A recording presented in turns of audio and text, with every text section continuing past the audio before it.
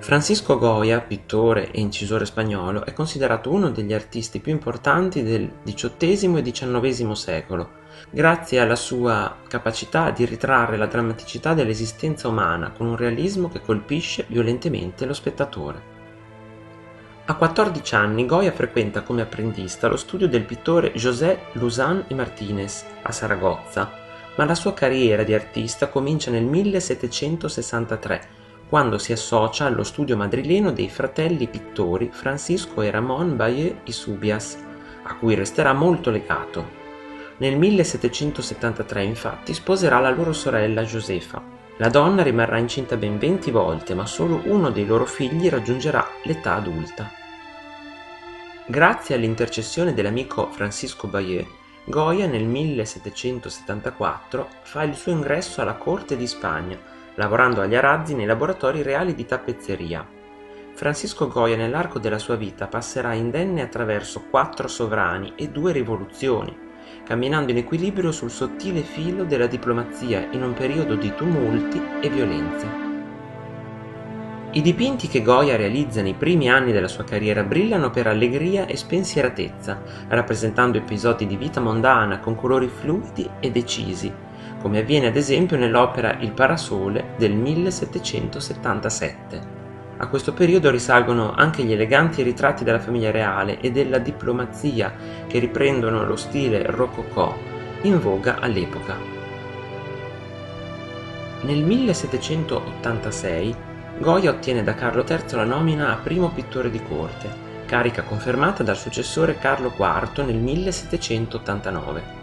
La vita di Goya sembra procedere nello sfarzo e nell'agiatezza, ma 2 episodi segneranno un solco nella sua esistenza. Il primo episodio si verifica nel 1792, quando, dopo un viaggio in Andalusia, Goya si ammala gravemente. Si salva miracolosamente, ma perde l'udito. Da questo momento le sue opere si fanno molto più cupe, come nel caso della serie di acqueforti chiamata Los Caprichos, tra cui è celebre l'opera battezzata Il sonno della ragione, genere mostri. Delle opere cupe di questo periodo fanno eccezione i dipinti La Maya desnuda e La Maya vestida, in cui risaltano bellezza e sensualità. Non si sa con certezza chi fosse la modella, ma c'è chi sostiene che il corpo della donna ritratta appartenesse alla bellissima Cayetana, duchessa d'Alba, di cui pare il pittore si fosse invaghito.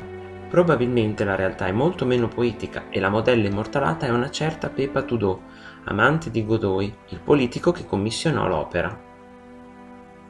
Il secondo tragico episodio è l'invasione della Spagna da parte delle truppe francesi il 2 maggio del 1808, che darà avvio alla guerra di indipendenza spagnola.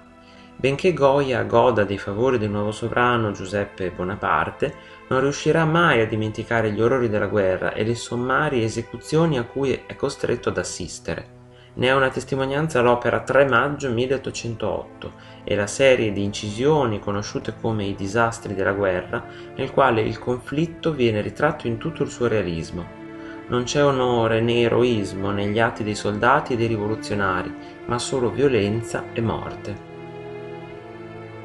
Quando ha ormai più di 70 anni, Francisco Goya decide di ritirarsi definitivamente dalla vita di corte e acquista una casa in campagna, alla periferia di Madrid, conosciuta come la Quinta del Sordo.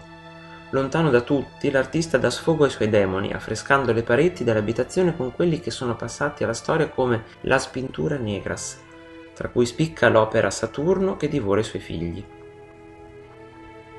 In aperto contrasto con la deriva autoritaria intrapresa del sovrano spagnolo Ferdinando, Francisco Goya, ormai vecchio, sceglie la via dell'esilio volontario in Francia. Si trasferisce nella città di Bordeaux nel 1824 in compagnia della sua governante e amante, Leocadia Weiss, e di sua figlia. Vi rimarrà fino alla morte, sopraggiunta nel 1828.